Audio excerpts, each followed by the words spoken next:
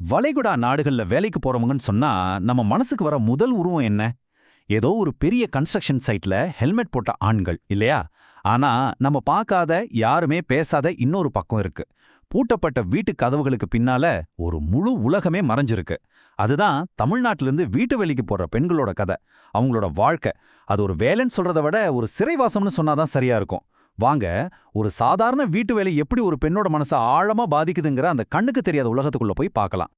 இப்ப பாருங்க, ஆண் தொழிலாளர்கள் படுற கஷ்டங்கள் அது லேபர் கேம்ப்லயா இருந்தாலும் சரி, வெளியில தெரியுது. அவங்க 4 பேரோட சேர்ந்து இருக்காங்க. ஆனா வீட்டு பணிப்பெண்களோட நிலைமை அப்படி இல்ல. அவங்க ஒவ்வொருத்தரும் ஒவ்வொரு தனி வீட்டுக்குள்ள வெளியுலக தொடர்பே இல்லாம தனியா மாட்டிட்டு இருக்காங்க. யாரு கண்ணுக்கும் தெரியாம முழுசா தனிமைப்படுத்தப்பட்டிருக்காங்க. இந்த தனிமை தான் அவங்கள ரொம்ப ரொம்ப பலவீனமான ஒரு இடத்துக்கு தள்ளுது. சரி, ஒரு வீடு எப்படி ஒருத்தருக்கு ஜெயிலா மாறுது? அந்த அதிகாரம், அந்த கட்டுப்பாடு எல்லாம் எப்படி உருவாக்கப்படுதுன்னு கொஞ்சம் ஆழமா பார்க்கலாம். இது எல்லாத்துக்கும் மூல காரணம் இந்த கஃபாலா சிஸ்டம் தான். இது ஒரு ஸ்பான்சர்ஷிப் முறை. அதாவது வேலைக்கு வர ஒருத்தரை அவங்களோட முதலாளி கூட சட்டப்பூர்வமா பிணைச்சிடுது. இதனால அந்த முதலாளிக்கு அந்த தொழிலாளியோட மூவ்மெண்ட்டு, அவங்க எங்க வேலை செய்யணும், அவங்களோட சட்டப்பூர்வ நிலைமைன்னு எல்லாத்துலயும் முழு கண்ட்ரோல் கிடைச்சிடுது. இது வெறும் ஒரு ஜாப் கான்ட்ராக்ட் கிடையாது, இது ஒரு அதிகார படிநிலை. இந்த கண்ட்ரோல் சிஸ்டம் எப்படிப்படியா வேலை செய்யுதுன்னு பாருங்க. முதல்ல அவங்க பாஸ்போர்ட்டை வாங்கி வச்சிடுவாங்க. அதனால அவங்களால நாட்டை விட்டு வெளியே போகவே முடியாது. அப்புறம் அவங்க இருக்கிற வீட்டு கதவுகளை வெளியிருந்து பூட்டிடுவாங்க. வெளி உலகத்தோட இருக்கிற ஒரே தொடர்பு ஃபோன் தான். அதையும் பிடுங்கி வச்சுக்குவாங்க, இல்லைன்னா அவங்க பேசுறத ஒட்டு கேட்பாங்க. இது எல்லாத்தையும் விட கொடுமை என்னன்னா, அடிப்படை தொழிலாளர் சட்ட பாதுகாப்பு கூட இவங்களுக்கு கிடையாது. அதனால ஏதாவது அநியாயம் நடந்தா புகார் கொடுக்கவோ உதவி கேட்கவோ எந்த வழியுமே இல்ல. 16லிருந்து 19 இந்த நம்பர் என்னவா இருக்குன்னு நினைக்கிறீங்க? இதுதான் அங்க வேலை செய்யற பெண்கள் ஒரு நாளைக்கு உழைக்க வேண்டிய மணி நேரம். ஆமா, நீங்க கேட்கறது சரிதான். டெய்லி 16லிருந்து 19 மணி நேரம். பல சமயம் ஒரு நாள் கூட லீவ் இல்லாம. இதுக்கு மேல ஒரு மனுஷனை உடல் அளவுல சுரண்ட முடியுமான்னு தெரியல. ஆக இந்த கட்டுப்பாடுகள் எல்லாம் ஒன்னு சேரும்போது என்ன ஆகுது? அந்த வீடு வெறும் வேலை செய்யற இடமா மட்டும் இல்ல, அது ஒரு முழுமையான கட்டுப்பாட்டு அமைப்பா மாறிடுது. பல பெண்களுக்கு இது ஒரு சிறைவாசம், கிட்டத்தட்ட ஒரு கைதியோட வாழ்க்கை வாழ்ற மாதிரி தான். இந்த மாதிரி ஒரு சூழல் ஒரு பெண்ணோட மனசை எப்படியெல்லாம் பாதிக்கும்? இந்த சிறைவாசம் ஏற்படுத்துற ஆழமான உளவியல் காயங்களை பத்தி இப்போ நம்ம பார்க்கலாம். இந்த மனநிலையை நாம சரியா புரிஞ்சுக்க டாக்டர் ஜூடித் ஹெர்மானோட ஒரு கோட்பாட்டை ஆய்வாளர்கள் பயன்படுத்துறாங்க.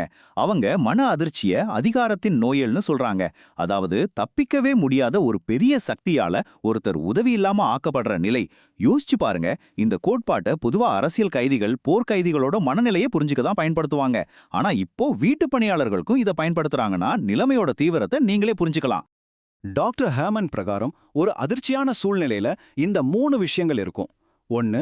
பெரும் சக்தி, அதாவது முதலாளியோட முழுமையான கட்டுப்பாடு. 2. உதவியற்ற நிலை, பாஸ்போர்ட், ஃபோன் எதுவும் இல்லாம தப்பிக்க முடியாத சூழல். 3. கட்டுப்பாட்டை இழத்தல், அதாவது தன் வாழ்க்கை மேல தனக்கே எந்த கட்டுப்பாடும் இல்லாத நிலை. இந்த 3மே வீட்டு பணியாளர்களோட அனுபவத்தோட கச்சிதமா பொருந்தது. இது ஏதோ ஒரு தடவை நடக்கிற விபத்து மாதிரி கிடையாது. இது ரொம்ப நாள் தொடர்ச்சியா சிறையில இருக்கிற மாதிரி ஒரு அனுபவம். இதனால வர்ற காயத்தை நிபுணர்கள் சிக்கலான PTSD, அதாவது காம்ப்ளெக்ஸ் போஸ்ட் ட்ராமேட்டிக் ஸ்ட்ரெஸ் டிசார்டர்னு சொல்றாங்க. இதுக்கு இன்னொரு பேரு டைப் 2 ட்ராமா. இது ஒரு மனுஷனோட ஆளுமையை சிதைச்சிடக்கூடியது. இந்த காம்ப்ளெக்ஸ் PTSDயோட கண்ணுக்கு தெரியாத காயங்கள் என்னென்னு பாப்போம்.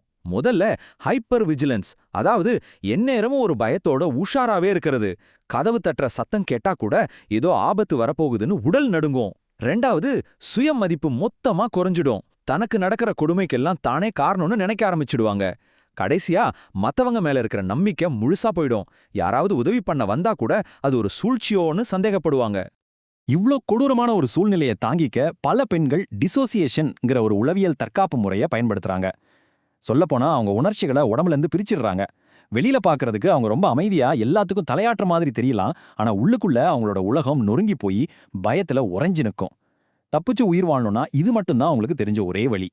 சரி, ஒரு வழியா இந்த நரகத்திலிருந்து தப்பிச்சு ஊருக்கு திரும்பிட்டா அவங்களோட கஷ்டம் எல்லாம் தீர்ந்துடுமா? இல்ல, அங்கதான் அவங்களோட அடுத்த கட்ட போராட்டம் ஆரம்பிக்குது. இந்த டைம்லைனை பாருங்க.